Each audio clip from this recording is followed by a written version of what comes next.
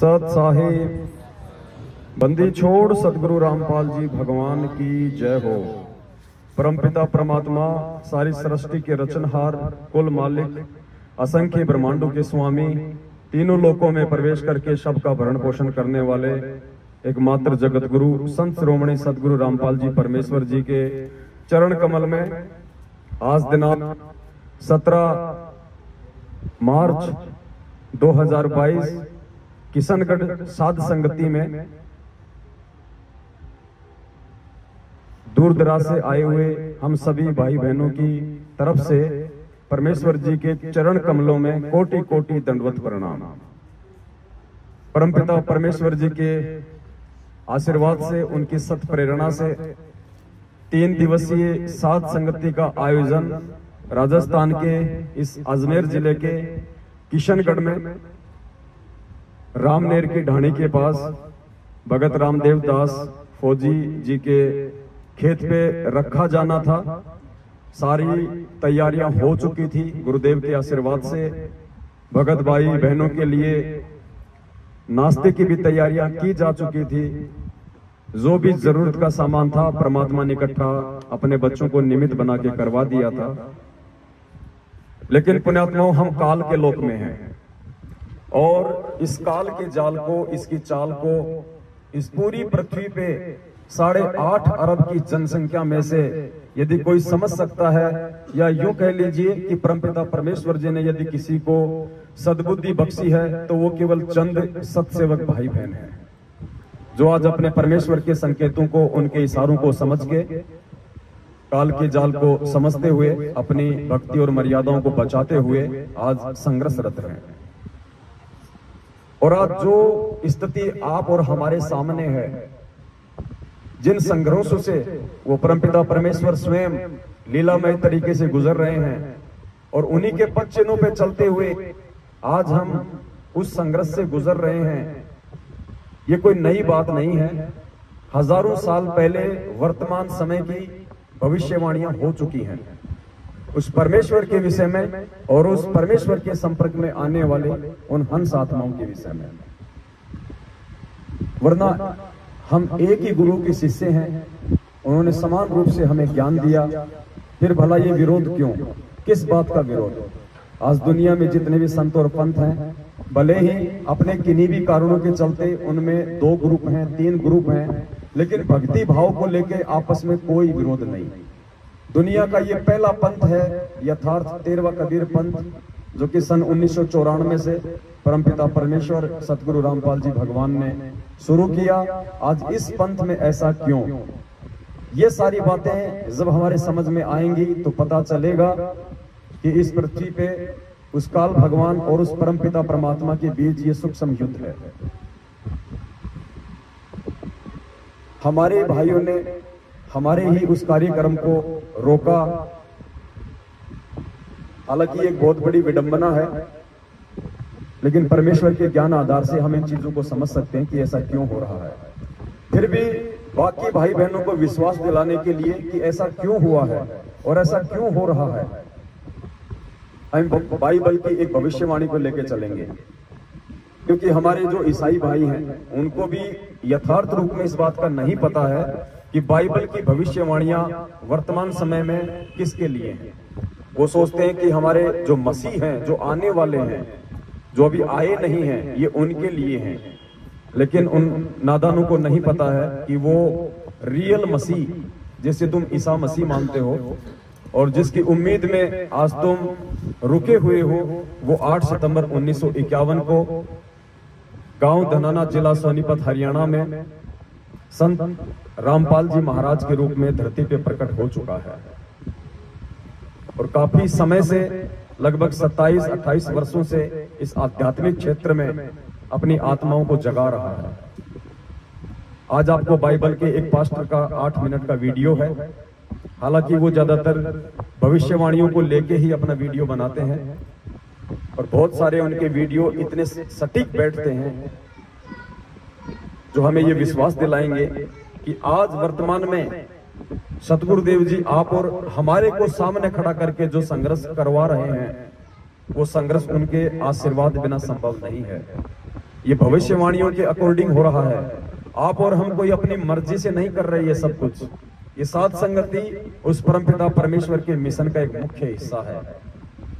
ये साध संगतियां 4 युगों में नहीं होती हैं, क्योंकि 4 युगों में परमात्मा ने जीव आत्माओं को इतनी बहुसंख्या में पार नहीं करना होता है। वो मोक्ष का समय नहीं होता है। केवल कलयुग की पिछली पीढ़ी में ही परमात्मा अपने सत्संगों के साथ साथ साध संगतियों की दया बख्शते हैं। गोरखनाथ के समय 650 साल पहले जब परमेश्वर ने ज्ञान गोष्ठी की थी, उस समय परमेश्वर ने अपनी एक वाणी में कहा था कि गुरु का वचन साध की संगत अजर अमर घर पावे, कहे कबीर सुनो रे गोरख हम सबको तत्व लखावे। गुरु का वचन और साध की संगत, गुरु का वचन यानी गुरु का सत्संग, गुरु का उपदेश, गुरु का ज्ञान, और साध की संगत यानी उस गुरु से उपदेश प्राप्त करने के बाद उस गुरु के द्वारा दिए ज्ञान से जो चर्चाएं होंगी, उन चर्चाओं से जो भेद निकल के आएंगे, उस भेद से जब उन जीव आत्माओं के अंदर एक नया विश्वास पैदा होगा, उसको कहते हैं साध संगति। और भी कई जगह परमात्मा ने जिक्र किया हुआ है, साध संगति से भेद जो पाया परमेश्वर रामपाल जी महाराज ने सफल बनाया। साधु संगति पूर्ण पद ज्ञाना, संध्या आरती में भी परमात्मा एक जगह जिक्र करते हैं। एक छोटा सा वीडियो है, बहुत सारे कंसेप्ट आज हमारे वो क्लियर करेगा। आप एक एक पॉइंट को ध्यान से सुनिए।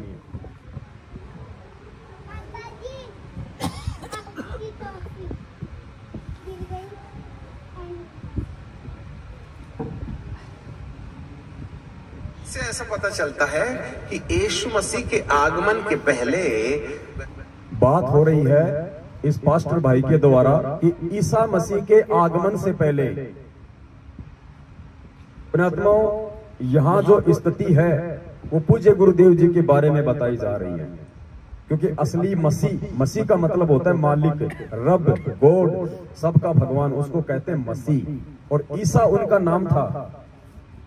लेकिन हकीकत से ये लोग अपरिचित हैं, सृष्टि रचना से ये लोग अपरिचित हैं, इसलिए ये केवल एक तुक्का सा मारते हैं कि हमारे जो ईसा मसीह जी थे वो वापस आने वाले हैं।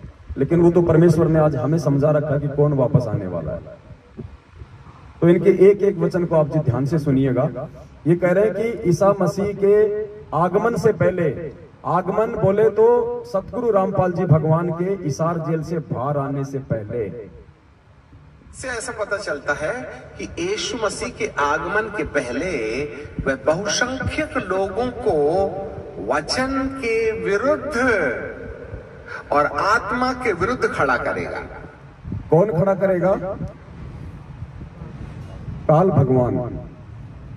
हिंदी में उसे काल भगवान कहते हैं, निरंजन कहते हैं, और ये जो ईसाई भाई हैं ये उसे कहते हैं एंटी क्राइस्ट। क्राइस्ट का मतलब होता है परमात्मा, और एंटी का मतलब उसके विरुद्ध जो खड़ा होगा, एंटी क्राइस्ट, वो है काल भगवान। तो क्या कह रहा है, ध्यान से सुनिए। से ऐसा पता चलता है कि यीशु मसीह के आगमन के पहले वह बहुसंख्यक लोगों को वचन के विरुद्ध और आत्मा के विरुद्ध खड़ा करेगा। यानी सतगुरु रामपाल जी भगवान के बाहर आने से पहले वो एंटी क्राइस्ट, वो काल भगवान वचन और आत्मा के विरुद्ध लोगों को खड़ा करेगा। वचन यानी पूज्य गुरुदेव जी का ज्ञान, पूज्य गुरुदेव जी के सत्संगों के विरुद्ध लोगों को चलाएगा, गुरु जी के ज्ञान के खिलाफ लोगों को चलाएगा। और आत्मा यानी वो परमात्मा जिन बच्चों को निमित्त बनाएंगे समाज में संदेश देने के लिए साध संगतियों के माध्यम से। तो वो काल भगवान क्या करेगा, एक तो परमात्मा के वचन के विरुद्ध लोगों को खड़ा करेगा, और दूसरा उस परमेश्वर के वचन पे जो सत्सेवक चल रहे होंगे उनको आत्मा कहा है, उन आत्माओं के खिलाफ लोगों को भड़काएंगे, लोगों को खड़ा करेंगे। सतलोक आश्रम मैनेजमेंट हरियाणा वो एंटी क्राइस्ट है, जो आज परमपिता परमेश्वर सतगुरु रामपाल जी भगवान के वचन के खिलाफ सारे कुक्रम भगत समाज से करवा रहा है। और जब हम आत्माएं उनका विरोध करते हैं तो बाकी संगत को वो हमारे विरुद्ध खड़ा करता है। और कोई बड़ी बात नहीं है पुण्यात्माओं, बहुत बड़ी जो घटनाएं हैं वो भी घटित हो सकती हैं आने वाले समय में। आप ये सामान्य प्रक्रिया मान के ना चलें कि हम 20 भगत इकट्ठे हो गए और यहां हम आ लिए, नहीं, ये इस पृथ्वी पे सबसे बड़ा आध्यात्मिक युद्ध चल रहा है जिसकी हम कल्पना भी नहीं कर सकते। परमात्मा ने हमारी बुद्धि ऑफ कर रखी है, इसलिए हम ज्यादा सीरियस नहीं ले रहे। लेकिन आने वाले समय में जो परमेश्वर की आत्माएं होंगी, आप और हमारे शरीर छोड़ने के बाद, वो आत्मा जब इन घटनाओं पे विचार करेंगी तो उनकी आंखें फटी की फटी रह जाया करेंगी। क्या हम नहीं जानते थे कि हिसार में 25 दिसंबर 2021 को बहन सुलेखा दासी के यहाँ पे जो सात संगति थी, वो हिसार में उन मैनेजमेंट वालों का मुख्य गढ़ था। और उससे पहले उन लोगों के द्वारा हमारे साथ कैसी कैसी घटनाएं घटित हो चुकी थी। वो हमारे खून के प्यासे थे, उसके बावजूद भी परमात्मा ने हमारी बुद्धि को ऑफ किया और जयपुर से तकरीबन हम 15-20 लोगों को हिसार भेज दिया।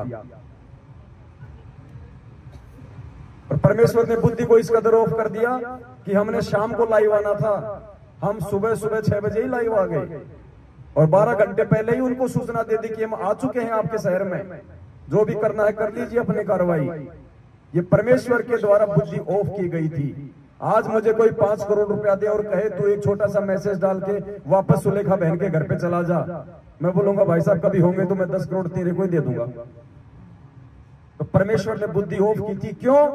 परमात्मा ने हमारे अंदर और एक नया विश्वास जागृत करने के लिए, संगत को और ज्यादा जगाने के लिए। शायद उस घटना के माध्यम से हजारों की संख्या में भाई बहनों की आंखें खुली हैं।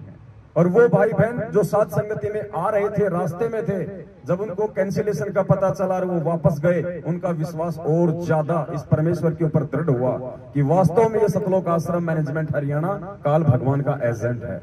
ये नहीं चाहता कि इस पृथ्वी पे शांति हो जाए, ये नहीं चाहता कि ये भक्त आत्माएं उस परमेश्वर को प्राप्त करने योग्य हो जाए। तो परमेश्वर कुछ घटनाओं को जानबूझकर भी अंजाम देते हैं अपने बच्चों की परीक्षा लेने के लिए और ज्यादा उनके विश्वास को दृढ़ करने के लिए। तो वर्तमान में जो घटनाएं घट रही है सामान्य घटनाएं नहीं है। चाहते तो हम भी एक नामदान केंद्र लेके बैठ जाते, चाहते तो हम भी संगत को इसी प्रकार से ज्योति पाठ और दान के नाम पे लूटकर एक धार्मिक जो धंधा इन लोगों ने बना रखा उसमें इनके सहयोगी हो जाते और अपने कर्म फोड़ते रहते। हम क्यों संघर्ष कर रहे हैं? हम क्यों इनके जैसे नहीं हो सकते? हम क्यों इनके साथ गाली गलौज नहीं करते जैसा ये करते हैं? हम क्यों इनके साथ मारपीट नहीं करते जैसा ये लोग करते हैं? इनके जैसे हमारे आचार विचार और व्यवहार क्यों नहीं है? सतगुरुदेव जी के प्रति हमारी जो सोच है, जो समर्पण है, जो भाव है, वो उनके जैसे क्यों नहीं है? क्योंकि परमेश्वर ने आप और हमारे को चुन लिया है। गोता मारो स्वर्ग में जा बैठू पाताल, गरीब दास ढूंढता फिरूं अपने हीरे मोती लाल। अगर परमेश्वर ने सभी को पार करना होता, सभी के लिए परमात्मा यहाँ आते, तो ये वाणी ना कहते कि मैं खाली हीरे मोती लाल के लिए आता हूँ, कंकड़ पत्थर के लिए परमात्मा नहीं आता। तो परमेश्वर के शरण में आने के बाद भी इन लोगों का आचरण बता रहा है कि ये अभी भी कंकड़ और पत्थर की श्रेणी में है। तो आज ये छोटा सा वीडियो हमें बहुत कुछ समझाएगा। तो इस वीडियो में कहा गया है कि उसके आने से पहले, उस परमेश्वर के उस मसीह के आगमन से पहले, जेल से बाहर आने से पहले क्या क्या घटनाएं घटित होंगी। आज आपको ये वीडियो ध्यान से सुनने की आवश्यकता है और उतना ही जागरूक भी रहने की। से ऐसा पता चलता है कि यीशु मसीह के आगमन के पहले वह बहुसंख्यक लोगों को वचन के विरुद्ध और आत्मा के विरुद्ध खड़ा करेगा।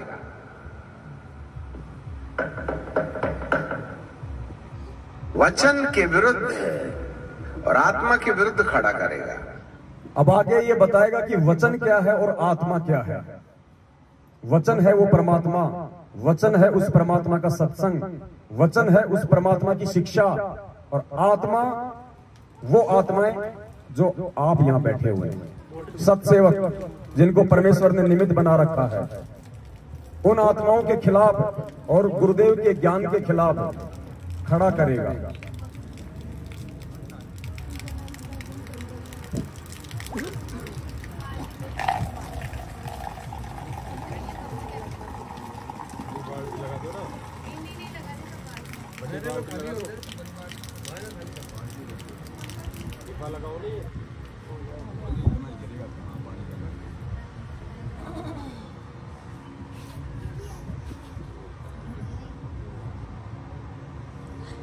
अंदर शुरू कर दिया है?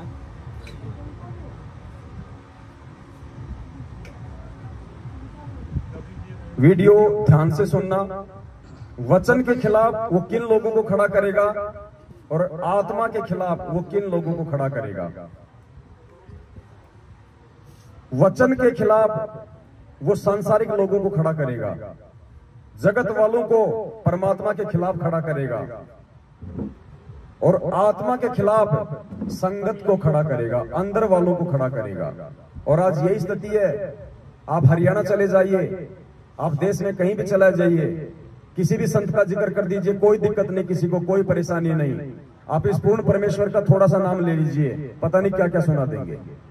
क्योंकि भविष्यवाणी के अकॉर्डिंग उसने सभी के दिलो दिमाग में जिन जिन आत्माओं के ऊपर उसका कंट्रोल है, और 99.9% आत्माओं के ऊपर आज काल का कंट्रोल है, तो उन आत्माओं के अंदर उस वचन के खिलाफ वो खूब प्रेरणा भर देगा।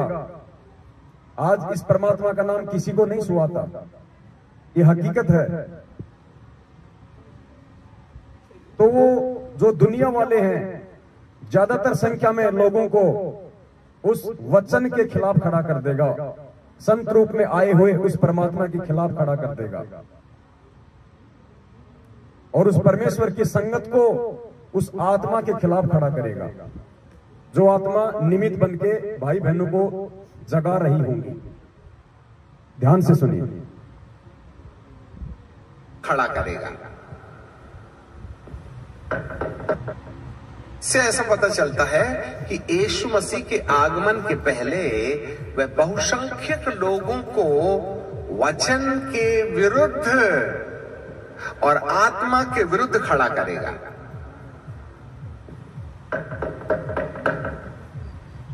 वचन के विरुद्ध और आत्मा के विरुद्ध खड़ा करेगा।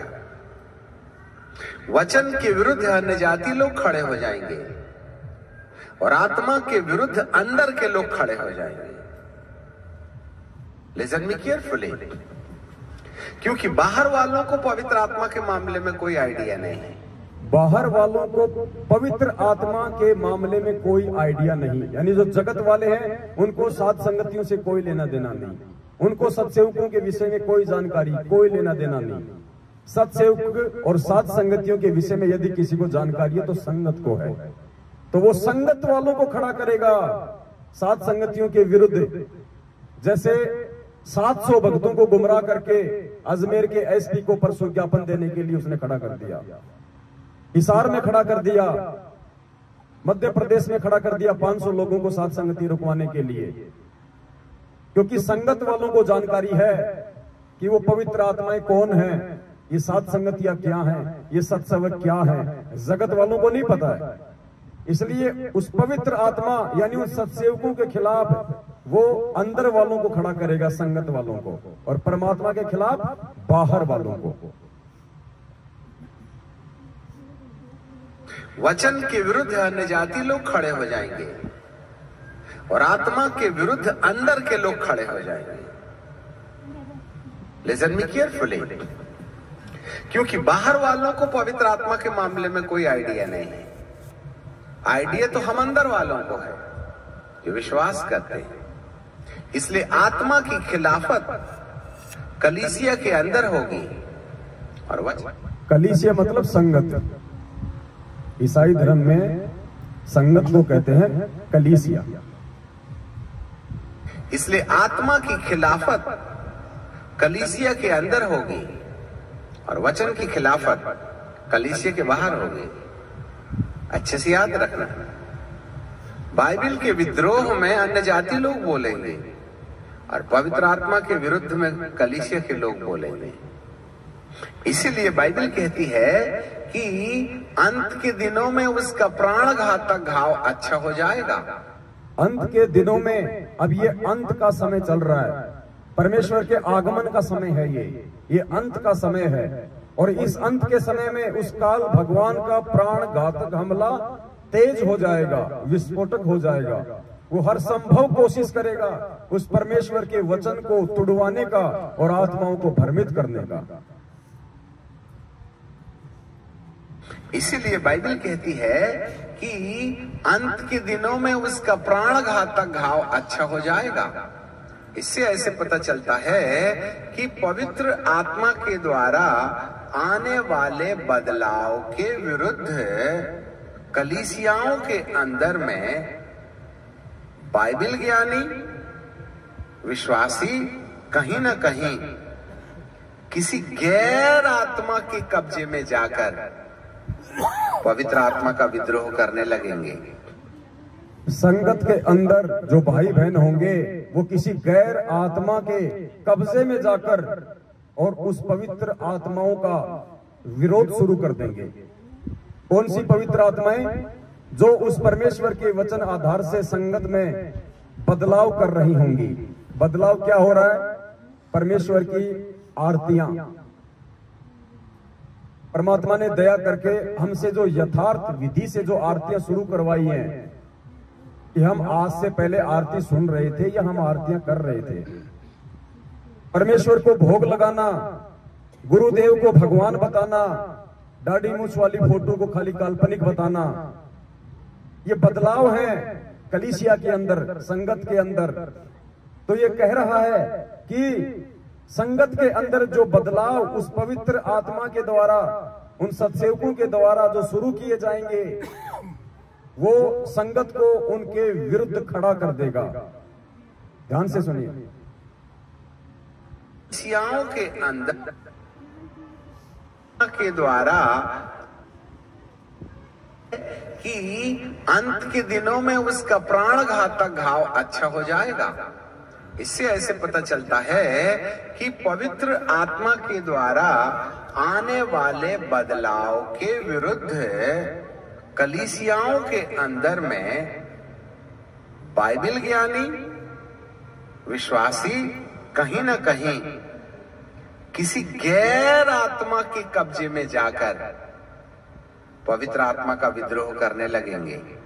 ये कोऑर्डिनेटर, ये नामदान संचालक, गुरुदेव का छोटा कलयुगी भाई महेंद्र, गुरुदेव के बेटा बेटी, भाई बंधु, रिश्तेदार, जवाई, ये सब गैर आत्माएं हैं। ये काल के कब्जे में, एंटी क्राइस्ट के कब्जे में, और संगत इनके कंट्रोल में आके उस बदलाव को स्वीकार नहीं करेंगी। और जो बदलाव परमात्मा हमसे करवा रहे हैं इस भक्ति मार्ग में, उनके विरोध में खड़ा हो जाएंगी। कहीं ना कहीं किसी गैर आत्मा के कब्जे में जाकर पवित्र आत्मा का विद्रोह करने लगेंगे। पवित्र आत्मा के फलों का विद्रोह करने लगेंगे। पवित्र आत्मा के कामों को अस्वीकार करने लगेंगे। जो भी बदलाव परमात्मा करवा रहे हैं, अब 7 संगतियों की परमात्मा ने शुरुआत करवाई, तो देखिए सीधे सीधे तौर पे ये लोग भयंकर रूप से हमारे विरोध में आ गए हैं। राजस्थान के डीजी को डायरेक्ट लेटर दिया गया है संगत को गुमराह करके भीड़ दिखा के। राजस्थान के डीजीपी ने अजमेर के एसपी को लेटर भेजा कार्रवाई के लिए। अजमेर के एसपी साहब ने किशनगढ़ के डिप्टी साहब को लेटर भेजा। डिप्टी साहब ने थाने को तलब किया। भगत रामदेव दास जी के पास में फोन आया। हम तीनों भाई डिप्टी ऑफिस गए। कजोड़ जी के पास जयपुर फोन गया। ये सब कुछ इन भविष्यवाणियों के अकॉर्डिंग उस बदलाव को रोकने के लिए, क्योंकि एंटी क्राइस्ट, उस काल भगवान को ये डर है कि कहीं ये आत्मा जाग ना जाए, उस परमेश्वर को पहचान ना लें। इनके अंदर जो प्यार, प्रेम, एक दूसरे के साथ विनम्र अधीनता के साथ जो मिलने जुलने की प्रक्रिया शुरू हो रही है, ये कहीं फल फूल ना जाए, मेरा साम्राज्य खाली ना हो जाए। इस चिंता में उसने उन पवित्र आत्माओं के खिलाफ अपने दूतों को निमित्त बना के संगत को भड़काना शुरू कर दिया, संगत को खड़ा कर दिया उसके विरोध में। ध्यान से सुनिए वीडियो का एक एक शब्द। में बाइबल ज्ञानी विश्वासी कहीं ना कहीं किसी गैर आत्मा के कब्जे में जाकर पवित्र आत्मा का विद्रोह करने लगेंगे, पवित्र आत्मा के फलों का विद्रोह करने लगेंगे, पवित्र आत्मा के कामों को अस्वीकार करने लगेंगे। और जो लोग पवित्र आत्मा के काम को बढ़ावा देते हैं, जो लोग सत्सेवकों के काम को बढ़ावा देते हैं, उनके साथ क्या होगा? आत्मा के कामों को अस्वीकार करने लगेंगे। और जो लोग पवित्र आत्मा के काम को बढ़ावा देते हैं, उनके विरुद्ध खड़े हो जाएंगे। That is the work of the demon, the Antichrist. याद रखिएगा। और जिन जिन कलीसियाओं के अंदर में पवित्र आत्मा के काम का विद्रोह किया जाता है, ये विद्रोह मनुष्य के द्वारा नहीं होता। ये जो विद्रोह आप और हमारा जो किया जा रहा है संगत में, साथ संगतियों को रुकवाने का, ये कह रहा है कि ये मनुष्य के द्वारा नहीं है। कोई ये ना समझे कि वो कोऑर्डिनेटर अपनी तरफ से कर रहा है, वो नामदान संचालक अपनी तरफ से कर रहा है, गुरुदेव के परिवार वाले अपनी तरफ से ये पीले पर्चे निकाल रहे हैं। नहीं, उस काल के दबाव में, क्योंकि इनकी बुद्धि मर्यादा टूटने के चलते उसके कंट्रोल में है। जैसा वो इनको प्रेरणा करेगा, उस आधार से अब ये सारे उल्टे कुक्रम करेंगे। द एंटीक्राइस्ट, याद रखिएगा। और जिन जिन कलीसियाओं के अंदर में पवित्र आत्मा के काम का विद्रोह किया जाता है, ये विद्रोह मनुष्य के द्वारा नहीं होता और ना ही उनकी सूझबूझ के द्वारा होता है, परंतु कोई गैर आत्मा, जिसको ख्रिस्त विरोधी आत्मा कहते हैं, उनके माथे पर आ बैठती है और वे उस आत्मा के नियंत्रण में जाने के बाद पवित्र आत्मा के काम की खिलाफत करने लगते हैं। और एक व्यक्ति के अंदर पवित्र आत्मा के काम को जितना ज्यादा बुझाया जा सकता है, अंधकार की सफलता इसी में है। अंधकार की सफलता इसी में है, यानी काल की सफलता इसी में है कि उन पवित्र आत्माओं के खिलाफ जितना हो सके उतना संगत को भड़का दिया जाए। एक भगत को भी यदि साथ संगति से दूर कर दिया जाए तो ये कह रहा है कि उस अंधकार का काम हो जाएगा, शैतान का काम हो जाएगा। क्योंकि परमात्मा ने क्या बताया कि ये एक एक आत्मा के लिए लड़ाई लड़ता है। जब कबीर परमात्मा 650 साल पहले मगर से लीला करके सहशरीर सतलोक जा रहे थे, तो काल ने दुर्गा जी को सामने खड़ा कर दिया और क्या कहा परमात्मा ने कि कीन्या मगर पियाना, सतगुरु कीन्या मगर पियाना। कितना परमेश्वर को तोड़ने का काम किया गया, कैसे कैसे लोग और लालच दिए गए, एक आम व्यक्ति समझ के, एक आम साधक समझ के, यानी एक एक आत्मा के लिए पूरी जोर से ये लड़ाई लड़ता है। उस आत्मा के नियंत्रण में जाने के बाद पवित्र आत्मा के काम की खिलाफत करने लगते हैं। और एक व्यक्ति के अंदर पवित्र आत्मा के काम को जितना ज्यादा बुझाया जा सकता है, अंधकार की सफलता इसी में है। Pin point. इसी के विषय में सावधान रहना है कि कोई तुम्हारे अंदर पवित्र आत्मा के काम को न मिटकाए, न प्रेम, न आनंद, न मेल, न धीरज, न कृपा, न भलाई, न विश्वास, न नम्रता और न ही संयम। ये सारे के सारे गुण आज आपको सत्सेवकों में देखने को मिल सकते हैं। हमारे अन्य भगत भाई बहन जो उन दुष्ट आत्माओं के कंट्रोल में हैं, उनमें इनमें से एक भी गुण आपको नहीं मिलेगा। प्रेम, आनंद, मेल। अब आज हम भाई बहन हैं, क्या हमने किसी की जाति पूछी है? क्या हमने कोई किसी को ये कहा कि तुम कहां से आए हो, तुम कौन सी जाति में हो, तुम्हारा क्या गोत्र है, तुम यहां पे कब तक रहोगे? कुछ नहीं पूछते, क्योंकि परमेश्वर ने हमें एक चीज सिखा दी कि जीव हमारी जाति है, मानव धर्म हमारा, हिंदू मुस्लिम सिख ईसाई धर्म नहीं कोई न्यारा। परमेश्वर ने हमारी को प्यार करना सिखाया है, प्रेम करना सिखाया है, एक दूसरे का सहयोग करना सिखाया है। हर संभव कोई भी कोशिश करके इस परमेश्वर के मिशन को आगे बढ़ाया जाए, ये सिखाया है।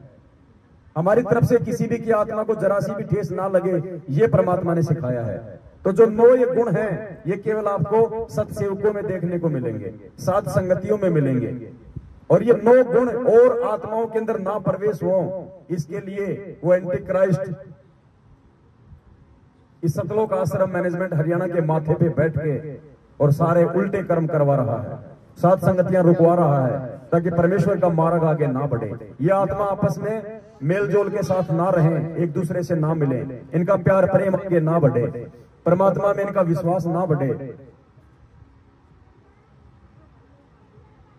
हमारे अंदर पवित्र आत्मा के काम को ना मिटकाए, न प्रेम, न आनंद, न मेल, न धीरज, न कृपा, न भलाई, न विश्वास, न नम्रता और न ही संयम।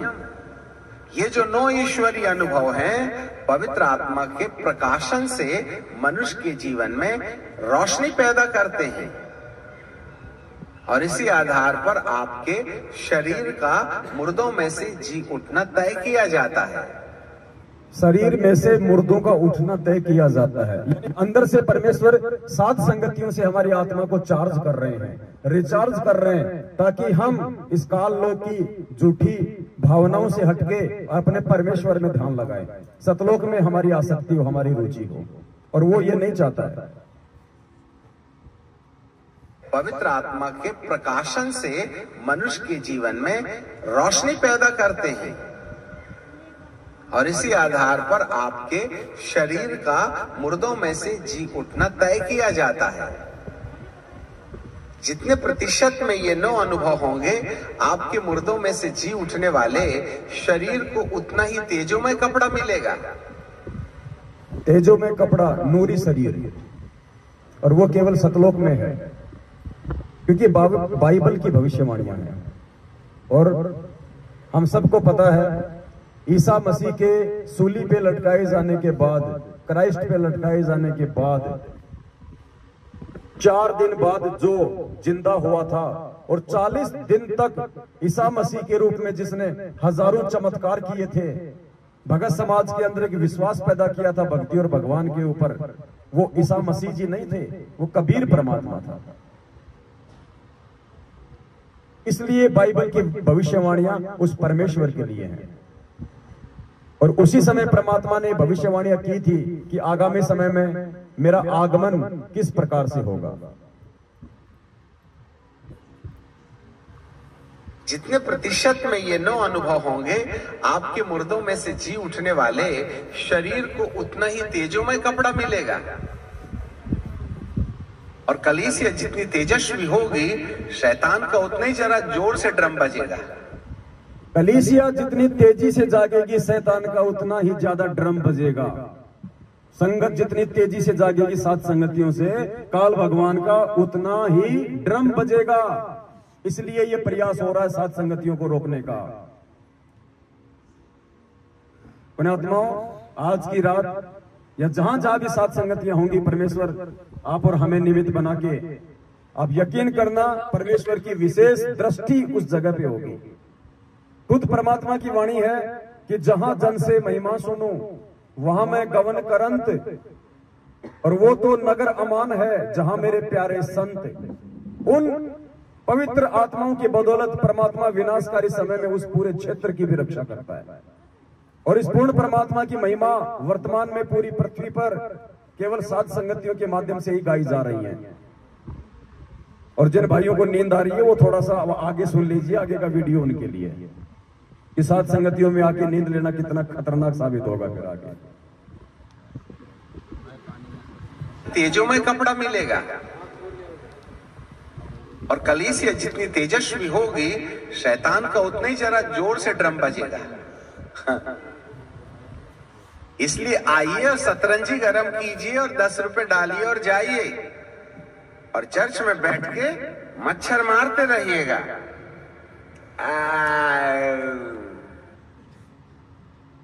ये भविष्यवाणियां हैं और भविष्यवाणियां कोड वर्ड में होती हैं। और परमात्मा कहते हैं, कहे कबीर कृपया कर जन पर जो की त्यों समझाई, सब सुमरे अपने अनुमाना तो गति समझना। इसलिए आइए 10 रुपए डालिए। जो ये भाषा बोल रहा है, ये भाषा कहां बोल रहा है? ये नकली आश्रम जो खोल दिए गए हैं, मुंडका, भिवानी, सिंहपुरा, जहां जहां भी गरीबदास जी के बोध दिवस के नाम पे 3 दिन का पाठ रख दिया, कबीर जी के प्रकट दिवस के नाम पे 3 दिन का पाठ रख दिया, कबीर जी के प्रस्थान दिवस के नाम पे 3 दिन का पाठ रख दिया। आइए 10 रुपए डालिए और बस मजे लीजिए। ध्यान से सुनना इसको, और मच्छर मारते रहिए। शरीर को उतना ही तेजोमय कपड़ा मिलेगा और कलीसिया जितनी तेजस्वी होगी, शैतान का उतना ही जरा जोर से ड्रम बजेगा। इसलिए आइए और सतरंजी गरम कीजिए और 10 रुपए डालिए और जाइए और चर्च में बैठ के मच्छर मारते रहिएगा। चर्च यानी ये आश्रम, उसमें बैठ के मच्छर मारते रहो, कुछ नहीं मिलना जुलना वहां। अमर्यादित लोग बैठे वहां पे, अनाधिकारी लोग बैठे हैं, पाठ के नाम पे ठग रहे हैं। बस तुम उसमें 10 रुपया डालो, यानी 10 रुपया मतलब दान। जरा जोर से ड्रम बजेगा। इसलिए आइए और सतरंजी गरम कीजिए और 10 रुपए डालिए और जाइए और चर्च में बैठ के मच्छर मारते रहिएगा और चले जाइएगा। बहुत से लोगों को चर्च के अंदर आए कि 5-7 मिनट क्या गुजरा, एक गीत के बाद में अच्छी खासी नींद आने लगती है। घर में तो 4 बच्चे हैं, नींद कहां से आएगी? 4 इकट्ठा चिल्लाएंगे तो। यहां तो एक ही बच्चा चिल्लाता है। इसलिए चर्च में नींद आने की सबसे अच्छी सुविधा है। इसलिए सात संगतियों में नींद आती भाई, क्योंकि यहाँ पे परमात्मा की चर्चा है और नींद उसी आत्मा को आएगी जिसके ऊपर काल का प्रभाव ज्यादा है, विकारों का प्रभाव ज्यादा है। वरना सात संगति में तो नींद उड़ जानी चाहिए। और यहाँ भी अगर किसी को नींद आती है तो सोच लीजिए कितनी कमजोरी में है। हम यहाँ सोने के लिए नहीं आते हैं, सोने के लिए हमारा घर है ना, पूरे महीने सोते हैं। अरे एक रात नहीं जाग सकते हम, 2 रात नहीं जाग सकते, दिन में सो लो। दिन में क्या काम, कौन से गुलगुले उतारते हैं भाई? नहाओ धो खाओ, मालिक को भोग लगाओ और सो। लेकिन नहीं, वो रात को सुलाएगा, क्योंकि चर्चा रात को होगी, दृढ़ता रात को आनी है, विश्वास रात को पैदा होना है। तो 4 बच्चे हैं, क्या गुजरा, एक गीत के बाद में अच्छी खासी नींद आने लगती है। घर में तो 4 बच्चे हैं, नींद कहां से आएगी? 4 इकट्ठा चिल्लाएंगे तो। यहां तो एक ही बच्चा चिल्लाता है। इसलिए चर्च में नींद आने की सबसे अच्छी सुविधा है। सावधान, जो लोग प्रभु के भवन में निंद्रा की दशा में चले जाते हैं, आपको छुटकारे के लिए दुआ करना चाहिए। जो लोग प्रभु के भवन में निंद्रा की स्थिति में चले जाते हैं, जो सात संगतियों में सोते हैं, आलस्य करते हैं, उन आत्माओं को परमात्मा से प्रार्थना करनी चाहिए, दुआ करनी चाहिए परमात्मा से दंडवत करके कि परमेश्वर दास या दासी पे रजा बख्शो, मालिक आपके वचन हमारे को सुनने को मिले।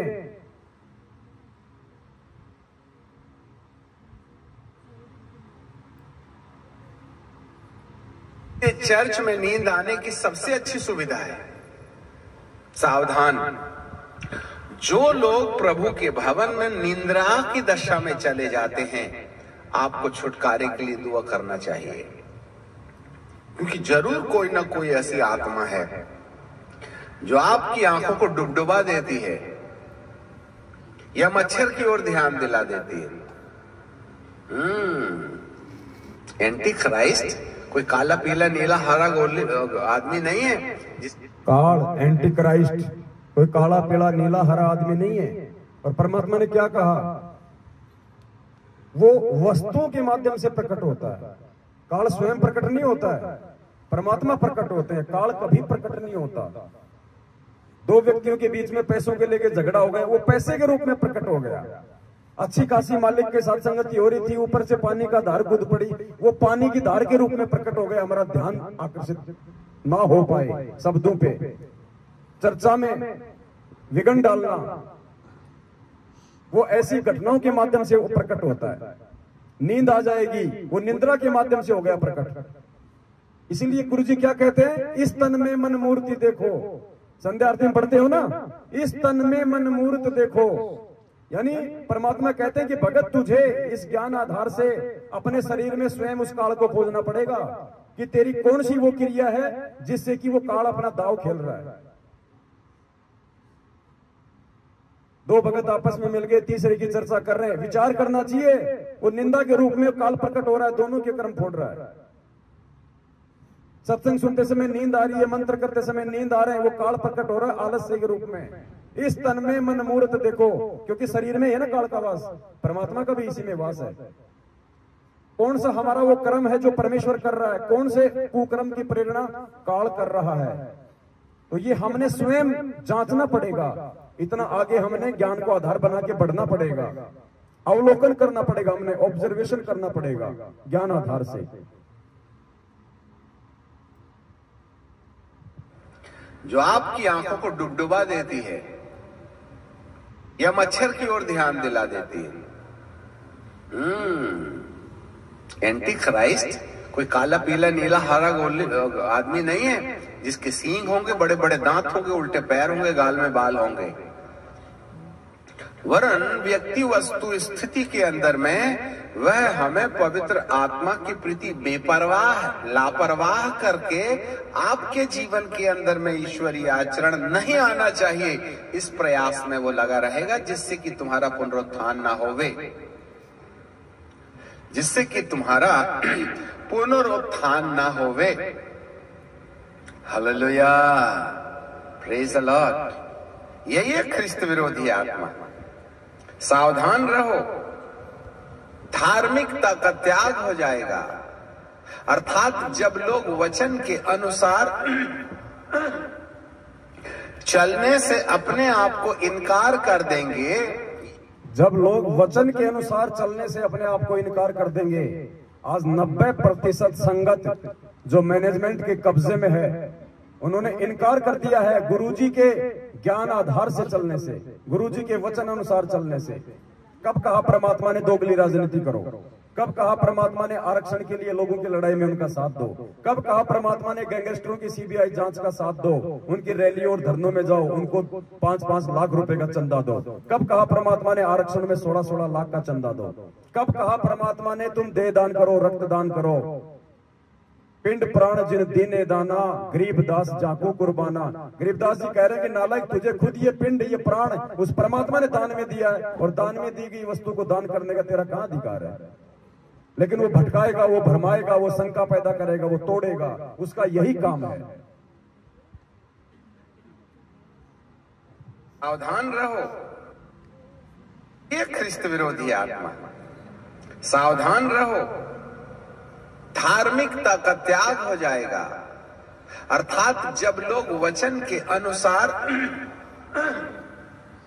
चलने से अपने आप को इनकार कर देंगे, यह वह दबाव होगा जो इस ख्रिस्त विरोधी आत्मा के द्वारा हमारे मन के अंदर डाला जाएगा। इस विषय में सावधान रहना है। जी हाँ, जो उस कृष्ण विरोधी आत्मा के कंट्रोल में हो जाएगा, कह रहा है कि उसमें धार्मिकता का त्याग हो जाएगा। आज हमारे 90% भगत भाई बहनों में धार्मिकता का त्याग होता जा रहा है। ना वो गुरुदेव को भोग लगाते हैं, ना वो धार्मिक भंडारों में सहयोग करते हैं, ना वो अपना 5वां यज्ञ पूरा कर रहे हैं, ऊपर से उल्टे कुकर्म करवा के उनकी मर्यादा तोड़वाई जा चुकी है। तो धार्मिकता को उन आत्माओं के अंदर से काल भगवान के द्वारा धीरे धीरे नष्ट किया जा रहा है, ताकि उनका पुनरुत्थान ना हो जाए। पुनरुत्थान का मतलब, एक बार परमात्मा 650 साल पहले आए थे, हमें मिले थे, हम अपना उत्थान नहीं कर पाए, नहीं करवा पाए। आज हमारे को परमात्मा ने पुनः मौका दिया उत्थान का, पुनरुत्थान का, क्योंकि भविष्यवाणियां तो पिछली पीढ़ी के लिए है ना। तो आज हमारा पुनरुत्थान होना है, और वो नहीं चाहता कि इनका पुनरुत्थान हो, ये आगे बढ़े। जो इस ख्रिस्त विरोधी आत्मा के द्वारा हमारे मन के अंदर डाला जाएगा। इस विषय में सावधान रहना है। जी हाँ, अब आपके पास एक प्रश्न है, हम में से कितने ऐसे हैं वो वचन की आज्ञाओं को ध्यान रखते हैं? नंबर 2। नंबर 1, हम में से ऐसे कितने हैं जो वचन की आज्ञाओं का ध्यान रखते हैं? सिर्फ सत्सेवक हैं, बाकी तो सब गुरु जी का वचन तोड़ के बैठे हैं, कोई ध्यान नहीं रखता ना। पीला पर्चे में आ गया, बीजेपी को तो बीजेपी के पीछे, कांग्रेस को तो कांग्रेस के पीछे। कौन वचन को ध्यान रख रहा आज? सत्सेवक।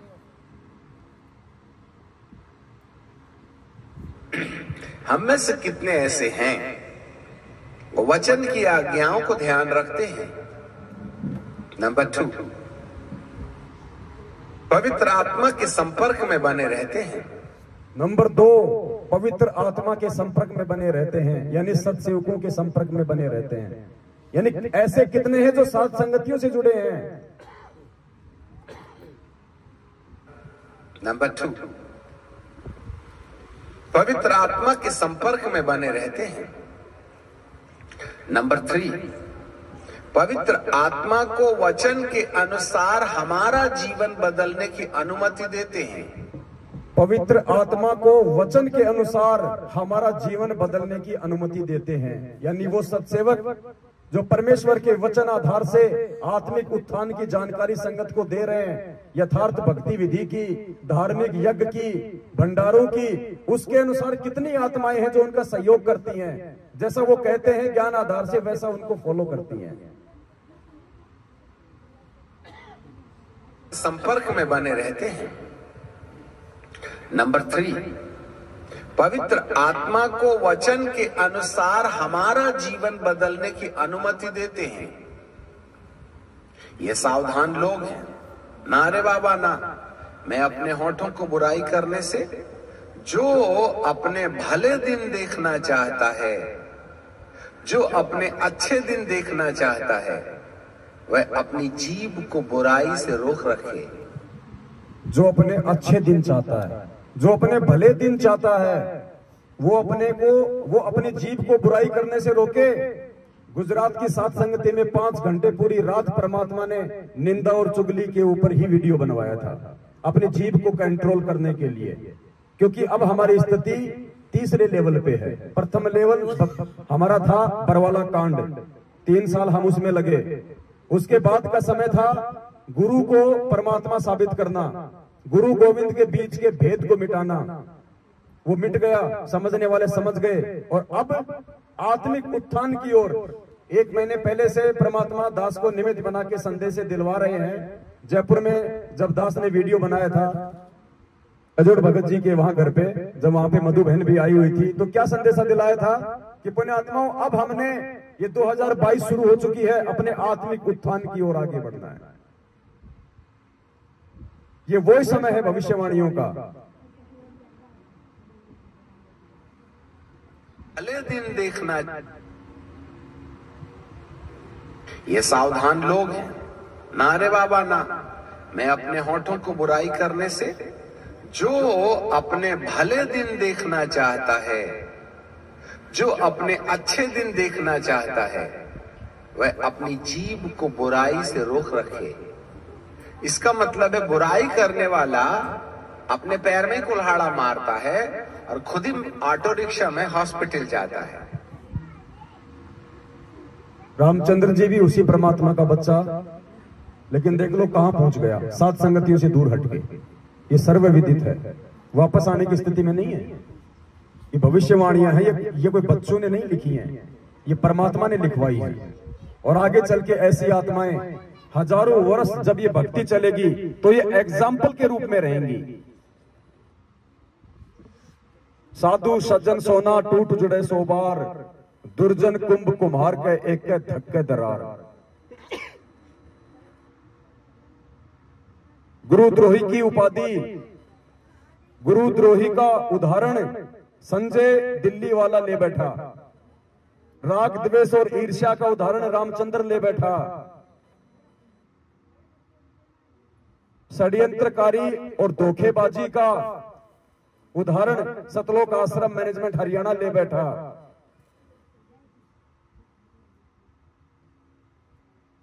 देखना चाहता है, जो अपने अच्छे दिन देखना चाहता है वह अपनी जीभ को बुराई से रोक रखे।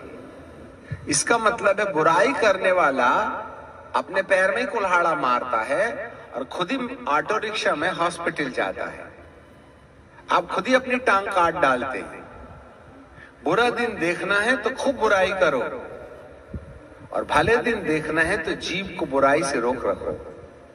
वो क्या करता है, हमारे दिमाग के अंदर में ख्रिस्त विरोधी आत्माएं एक दूसरे की लांछन करने के लिए हमको प्रेरणा देता है। इसकी टीका उसकी बदी, ये लोभ वो लालच, ये झगड़ा वो झांसा, ये बीड़ी वो तमाकू, ये दारू वो झगड़ा। इस प्रकार की टेंडेंसी पैदा करने के पीछे इन तमाम दुरात्माओं का हाथ है। और ये जो दुष्ट आत्माएं हैं मनुष्य के जीवन के अंदर इस प्रकार का व्यवहार इसलिए उत्पन्न करती हैं कि आपका दूसरे आगमन में पुनरुत्थान रुक जावे। क्यों करते हैं ये लोग ऐसा? क्यों रामचंद्र जी ऐसा कर रहे हैं? क्यों संजय दिल्ली वाला ऐसा कर रहा है? क्यों मैनेजमेंट आज ऐसा कर रहा है? सबसे बड़ा रीजन क्या बताया भविष्यवाणी में? ध्यान से सुनना इस शब्द को। मनुष्य के जीवन के अंदर इस प्रकार का व्यवहार इसलिए उत्पन्न करती हैं कि आपका दूसरे आगमन में पुनरुत्थान रुक जावे। आपका दूसरे आगमन में भी पुनरुत्थान रुक जाए। पहला आगमन परमात्मा का 650 साल पहले, दूसरा आगमन आज। पहले हम उत्थान नहीं कर पाए, आज मौका है पुनरुत्थान का। वो कह रहा है कि उस परमेश्वर का दूसरा जो आगमन है पिछली पीढ़ी में संत रामपाल जी भगवान के रूप में, उस समय भी तुम्हारी आत्मा का उत्थान रुक जाए। इसके लिए आत्मा को तोड़ने के इतने ये प्रयास हो रहे हैं। और ये जो दुष्ट आत्माएं हैं मनुष्य के जीवन के अंदर इस प्रकार का व्यवहार इसलिए उत्पन्न करती हैं कि आपका दूसरे आगमन में पुनरुत्थान रुक जावे, जिससे कि आप ऊपर जाने के बजाय इसके साथ नीचे जाने के लिए तैयार हो जाए। अच्छे से याद रखिएगा, ये पाप का पुरुष हमारे तुम्हारे जैसा काला कपड़ा पहन कर ऐसा पूरा पल्लू ढांक लेगा, ऐसा वाला नहीं है। आप और हमारी तरह ये मनुष्य रूप में नहीं है, ये घटनाओं के रूप में है, ये प्रेरणाओं के रूप में है। परमात्मा ने इसीलिए कहा कि इस तन में मन मूर्ति देखो। तुम्हें खुद ही पहचान करनी पड़ेगी कि मन क्या है और निज मन क्या है, मेरा एजेंट कौन है और काल का एजेंट शरीर में कौन है। इसीलिए परमेश्वर ने सबसे पहले 27 साल से हमें ज्ञान दिया, क्योंकि बिना ज्ञान के चाहे हम कितनी भक्ति कर लें, कितने मंत्र जाप कर लें, हमारा उत्थान नहीं होना।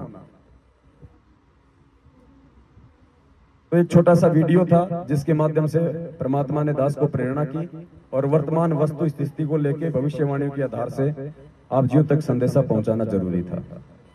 आज दास केवल यहीं तक ही निमित्त रहेगा और बाकी भाई बहन जो आए हुए हैं दूर दराज से, और उनसे भी दास निवेदन करेगा कि आप देखो, हम सब परमात्मा के बच्चे हैं, समान रूप से परमात्मा ने सबको ज्ञान दिया है। ठीक है, कुछ पिछले संस्कारों की वजह से किन्हीं आत्माओं को परमात्मा उनकी बुद्धि का थोड़ा सा वॉल्यूम खोल देता है, कोई बड़ी बात नहीं है, लेकिन ज्ञान परमात्मा ने सबको समान रूप से दिया है।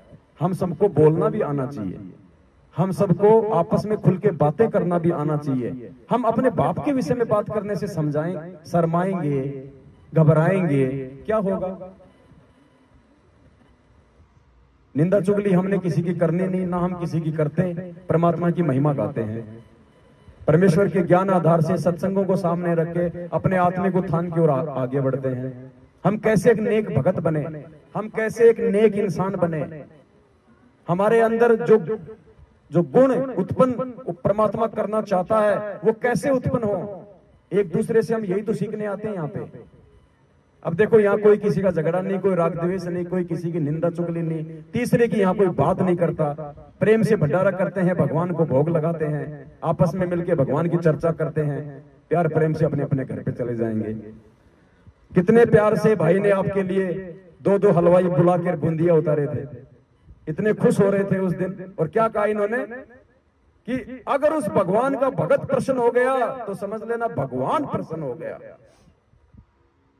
और जब कैंसिल हुआ, रात को भगत जी रोए वहां पे, आत्मा दुखाई है। ये इनके नीचे गिरने के कर्म हैं। और इसी प्रकार से परमात्मा हमें ऊपर उठाएंगे धर्म की बेल के सहारे। संगत में जो चर्चाएं हो रही हैं, ये कोई आम बात नहीं है। दास को तो पहले से इन सब बातों का मालूम है, लेकिन परमात्मा किन्हीं भाइयों को निमित्त बना के फिर उस बात को भी सामने लेके आ जाते हैं। आने वाले समय में हमारे को इस कदर सावधान रहना है। सबसे पहले तो आपने किन्हीं एक या दो व्यक्तियों को देख के नहीं चलना भक्ति मार्ग में। अगर परमात्मा किसी को निमित्त बना रहे हैं आप जियों को समझाने के लिए, क्योंकि सबको समझ नहीं होती है, परमात्मा किसी न किसी को खड़ा करते ही करते हैं, तो खड़ा करने वाले से हमारे को विरोध नहीं करना चाहिए। जितना उसके पास माल मटेरियल हमारे हित का है वो ले लेना चाहिए। हम अपने बच्चे को स्कूल भेजते हैं, वो टीचर घर जाके अपनी पत्नी को पीटता है, शराब पीता है, मांस खाता, हमने कभी ध्यान दिया इस बात पे? वो हमारे बच्चों को सही पढ़ा रहा है, बस बात खत्म। लेकिन यहां हम क्या करते हैं, एक दूसरे की बुराई खोजने का ज्यादा प्रयास करते हैं। हमारे जीवन में कोई बदलाव हो, ऐसी उसके पास क्या चीज है, उसकी तरफ ध्यान भी नहीं जाता। तो आपने सिवाय अपने परमात्मा के और परमात्मा के ज्ञान के और अपनी भक्ति के चौथे पे डिपेंड नहीं रहना। जब तक हम कुछ एक सत्सेवक भाई बहन आपकी सेवा में हैं, तब तक हैं।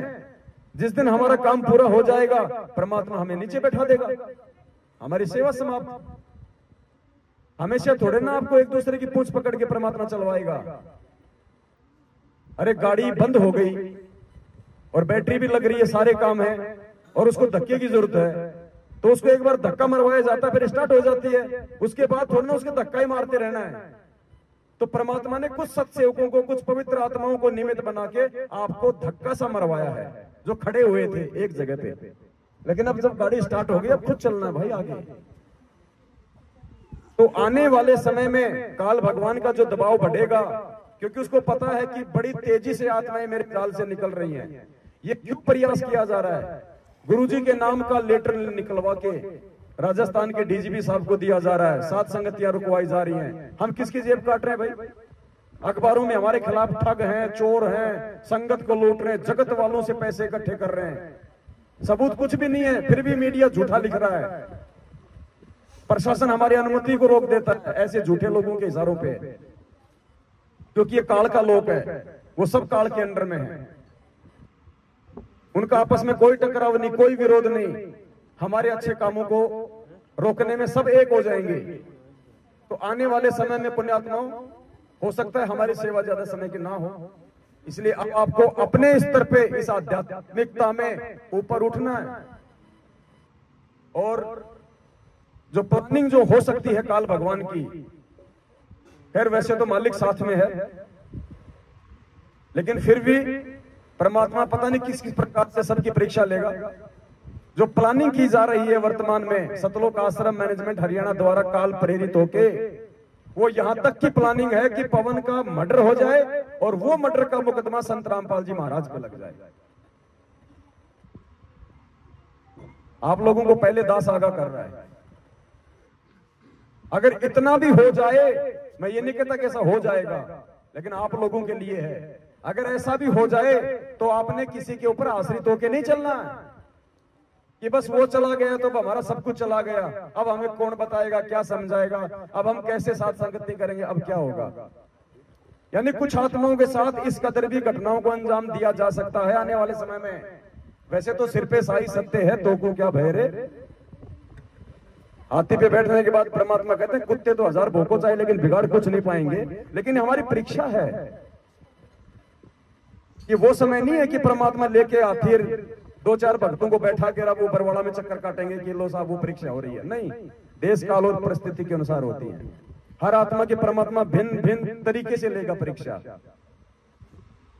साथ संगति रुकी, कुछ लोग तो ट्रेन से वापस गए, कुछ लोगों ने टिकट कैंसिल करवाई।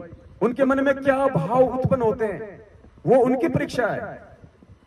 रामदेव दास जी, इनके पिछले जन्म के कुछ ऐसे संस्कार हैं अच्छे, जो आज ये पारिवारिक रूप से भी संपन्न है, आर्थिक रूप से भी संपन्न है, सामाजिक रूप से भी प्रतिष्ठित है, और ऐसे व्यक्ति जो कि धर्म के काम को आगे बढ़ा रहा है और उसके खिलाफ उसी के क्षेत्र में अखबारों में उल्टी सीधी ठग, चोर लुटेरे के नाम से न्यूज निकल जाए, तो ये इनकी परीक्षा है कि इनको लोक लाज कहां तक सताएगी।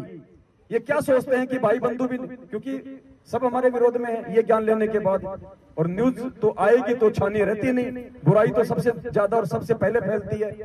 रिश्तेदारों के पास जाएगी, वो चार को बताएंगे, अरे देखो रे वो महात्मा बन रहा था, देखो क्या काम कर रहा है। तो इनके अंदर क्या भाव प्रकट होते हैं, ये इनकी परीक्षा है। हर आत्मा की परीक्षा है, परमात्मा अलग अलग तरीके से लेता है, और जब तक परमात्मा सारे हमारे विकार समाप्त नहीं कर देगा, हम भगत की श्रेणी में नहीं है। इसलिए मालिक कहते हैं, लोक लाज मर्याद जगत की तृण जो तोड़ बगावे, जब कोई राम भगत गति पावे। तो ये इनकी लोक लाज की परीक्षा ले रहा है परमात्मा। वो परीक्षा ले ली, साथ में भगत की सेवा लगा दी। अब बताओ कहां रुक गई साथ संगति। ये तो 12 तारीख से चल रही है और 30 तारीख तक चलेगी, कहां रुक गई साथ संगति बताइए। खाली जगह तो चेंज हुई है। तो परमात्मा हमारे साथ में भाई, ये हमारे को विश्वास हो जाना चाहिए, और इससे बढ़ के विश्वास ये हो जाना चाहिए कि धरती पे खुद परमात्मा प्रकट है। वैसे तो कल पूरी रात साथ संगति चली थी, परमात्मा के आशीर्वाद से कुछ बातों का खुलासा हो गया था, फिर भी कुछ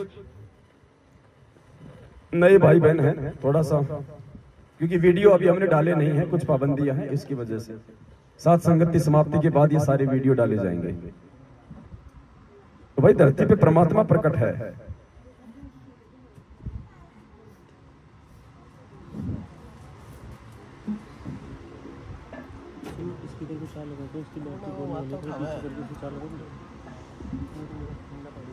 महीने भर पहले परमात्मा ने एक महाखुलासा करवाया था धरती पे परमात्मा के प्रकट होने को लेके।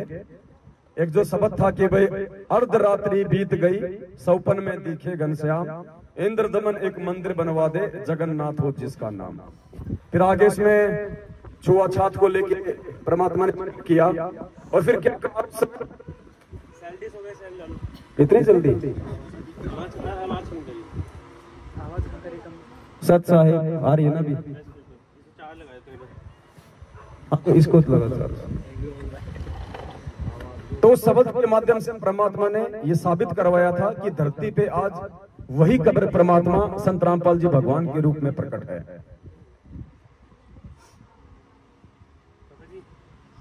वॉल्यूम ऊपर से कम होती है, नीचे से क्यों करने का काम, क्यों करने का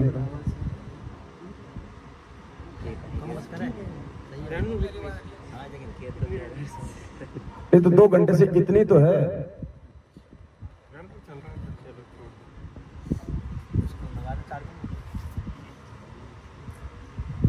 तो उस शब्द के माध्यम से परमात्मा ने यही तो विश्वास दिलाया था कि मैं कोई और नहीं हूं भाई।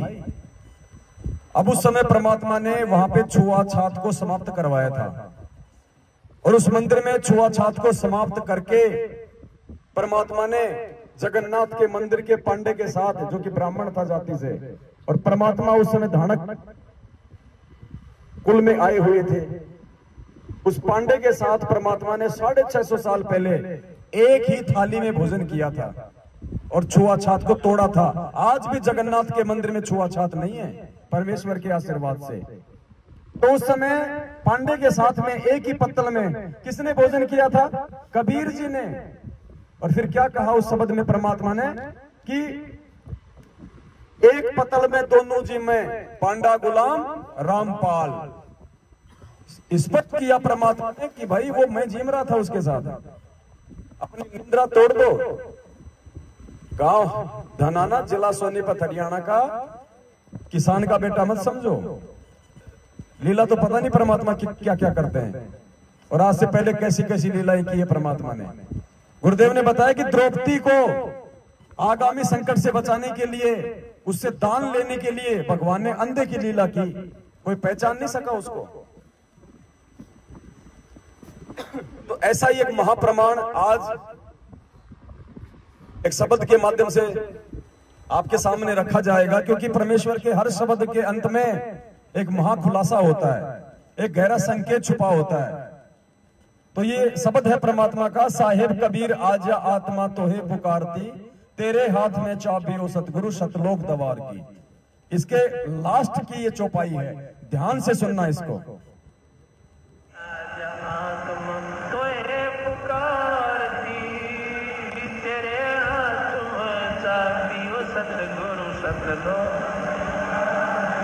गोरखनाथ रिद्धि सिद्धि में भूला नहीं समाव, मुर्दे तक को जीवित करते काल भक्ति दरड़ा। 650 साल पहले कबीर परमेश्वर जी के साथ में गोरखनाथ जी की ज्ञान गोष्ठी हुई थी। सुना ना आप लोगों ने गुरुदेव जी के सत्संग में? सुना है ना? दोनों की ज्ञान गोष्ठी हुई और परमेश्वर ने उनको ज्ञान में भी हराया और उनको सिद्धि में भी हराया। उसके बाद में क्या किया गोरखनाथ जी ने? दीक्षा ली थी कबीर परमात्मा से, कबीर जी उनके सतगुरु बने। अब वो कबीर जी कौन थे उस समय? गोरखनाथ को किसने दीक्षा दी थी उस समय? अभी शब्द में ध्यान से सुनना। फिर गोरखनाथ रिद्धि सिद्धि में फूला नहीं समावे, मुर्दे तक को जिंदा करके यो काल भक्ति दरड़ावे। उसके बाद सुनना फिर गोरखनाथ ने किससे दीक्षा ली थी, किसको अपना गुरु बनाया था। गोरखनाथ रिद्धि सिद्धि में फूला नहीं समावे, मुर्दे तक को जिंदा कर दे काल भक्ति दरड़ावे। रामपाल सतगुर की शरणा पावे, डोरी मकर तार की।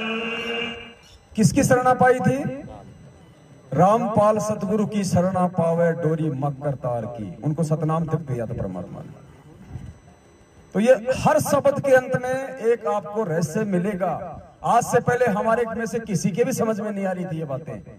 हम हजारों बार इन शब्दों को सुन चुके थे, आज भी सुन रहे थे, लेकिन ना मेरे समझ में आ रही थी ना आपकी समझ में आ रही थी, क्योंकि परमात्मा ने हम सबकी बुद्धि ऑफ कर रखी थी। जब वो तक वो ठीक का समय नहीं आता, परमात्मा बुद्धि ओपन नहीं करता। आज जितने भी आध्यात्मिक रहस्य परमात्मा ने पिछले समय से प्रकट करवाए हैं, ये आज ही क्यों करवाए सारे? क्योंकि अब वो समय आ गया कि हम इस परमात्मा की पहचान कर लें। अंत निकट है, फिर समय नहीं रहेगा, और इसकी पहचान हुए बिना इसके ऊपर विश्वास नहीं हो पाएगा, और विश्वास के बिना भक्ति नहीं चलेगी, और भक्ति नहीं होगी तो विनाशकारी समय में हमारा बचाव कहां से होगा? कहे कबीर सुनो भाई साधो मैं तो हूं विश्वास में। ये नहीं कहा परमात्मा ने कि कहे कबीर सुनो भाई साधो मैं तो हूं सतनाम में, मैं तो हूं प्रथम नाम में, मैं तो हूं सार नाम में। परमात्मा कहते हैं ये मेरे नाम उसी समय काम करेंगे जब तू मेरे ऊपर विश्वास करेगा कि ये भगवान है। और गोरखनाथ ने इतना सब कुछ देखने के बाद भी धोखा खा लिया। गुरुदेव ने कहा कि उसको विश्वास तो हो गया, लेकिन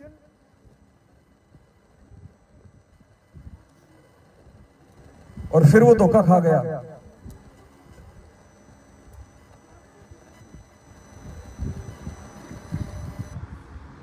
बोलो सतगुरुदेव की जय हो।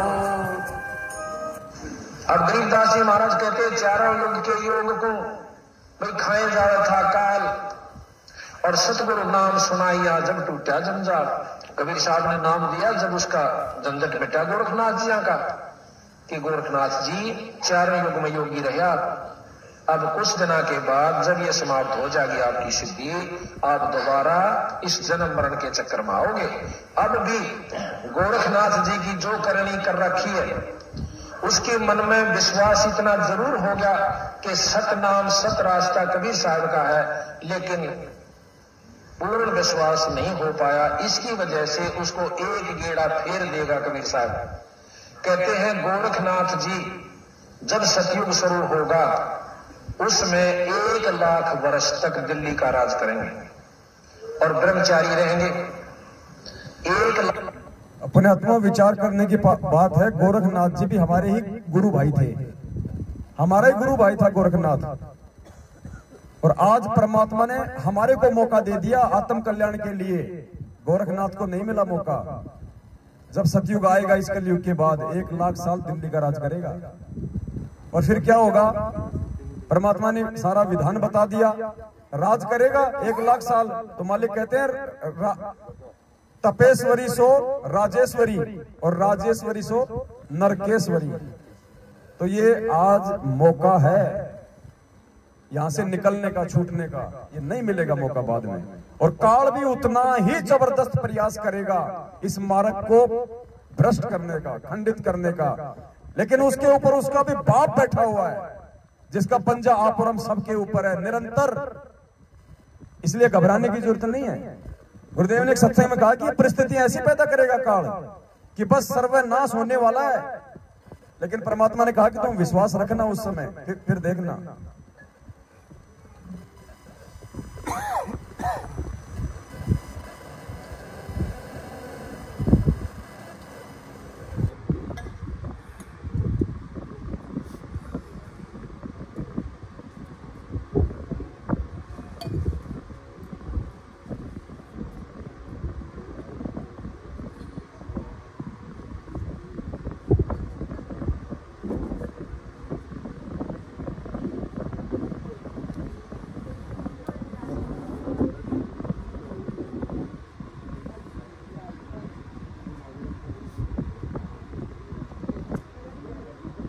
देखो क्या कह रहे हैं परमात्मा, इतना विश्वास करना पड़ेगा गुरुदेव पे।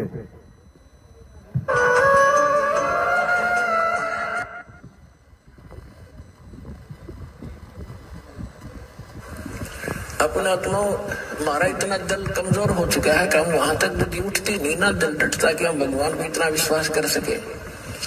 जैसे कहते हैं कि तुलसी बिरुआ बाग में शीतत भी मुरझावे, राम भरोसे जो रहे वो पर्वत पर लहरावे। तुलसी बिरवा बाग में सींचत भी मुरझावे, राम भरोसे जो चले वो पर्वत पे। आज ये बिरवा कौन है जो सोचता है कि मेरी हर प्रकार से सिंचाई हो रही है? मैं तो मुंडका भी जाता हूं, मैं तो सिंहपुरा भी जाता हूं, मैं तो रोहतक भी जाता हूं, मैं तो नामदान केंद्र पे भी जाता हूं, मैं तो तारीख पे भी चक्कर काटता हूं, मैं तो ज्योति पाठ का पैसा भी करता हूं, मैं तो जैसा ये लोग कहते हैं वो आदेश मानता हूं, पीला पर्चा भी मानता हूं। कबीर बिरवा बाग में सींचत भी मुरझावे, उसके बाद भी वो 90% बिरवे मुरझा रहे हैं। अकाल मृत्यु हो रही है उनकी, सर्वनाश हो रहा है उनके साथ में, घर घर में झगड़ा उनके, परमात्मा से दूर होते जा रहे हैं। तो कहते कबीर बिरवा बाग में सींचत भी मुरझावे और राम भरोसे जो चले वो पर्वत पे। आप और हम हैं जो अपने सदगुरु के भरोसे चल रहे हैं, राम के भरोसे चल रहे हैं। हम ना तो नामदान केंद्र पे जाते, ना हम फर्जी आश्रमों में जाते, ना हम किसी को ज्योति पाठ और दान का पैसा देते, ना हम किसी के पीले पर्चे मानते, और फिर भी परमात्मा दिन दोगुनी रात चौगुनी हमारे को आध्यात्मिक और सांसारिक बरकत दे रहा है। क्यों? क्योंकि हम राम भरोसे हैं। अपना हमारा इतना दिल कमजोर हो चुका है कि हम वहां तक बुद्धि उठती नहीं ना, दिल डटता कि हम भगवान को इतना विश्वास कर सके। जैसे कहते हैं कि तुलसी बिरुआ बाग में शीतत भी मुरझावे, राम भरोसे जो रहे वो पर्वत पर लहरावे। बगीचे के अंदर बूटा लगा दिया, पौधा लगा दिया, सिंचाई करते करते खत्म हो जाता है, मुरझा जाता है। राम भरोसे पर्वत के ऊपर, कोई संभालने वाला नहीं, कोई सिंचाई करनिया नहीं, कहते राम भरोसे जो रहे पर्वत पर लहरावे। तो हमारा इतनी बुद्धि उठती नहीं, लेकिन इसको उठाने का ये प्रोसीजर है। एक दिन ऐसी दृढ़ता होगी आपके अंदर कि सर्वनाश होता दिखा आपने, आप दृढ़ रहना भगवान के ऊपर, फिर देखना ऐसा बादल टल जाएगा दुख का तो सोच भी नहीं सकते आप।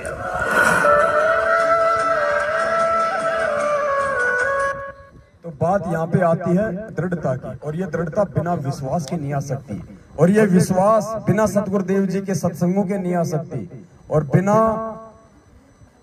साध संगति के ये सत्संग समझ में नहीं आ सकते। ये परमेश्वर का ज्ञान गीता जी से भी ज्यादा कोडवर्ड में है।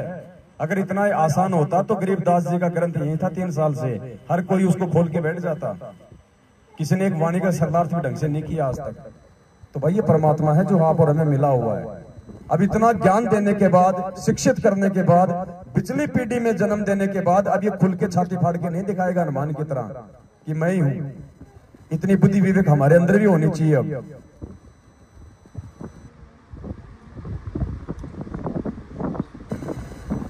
तो आज ज्यादा नहीं हो पाएगा, कल पूरी रात थे, फिर दिन में भी नहीं सोए, आज गला भी बैठ रहा था। तो एक शब्द तो परमात्मा का फिर से गा लेते हैं और उसके बाद फिर आप भाई बहन। सत साहिब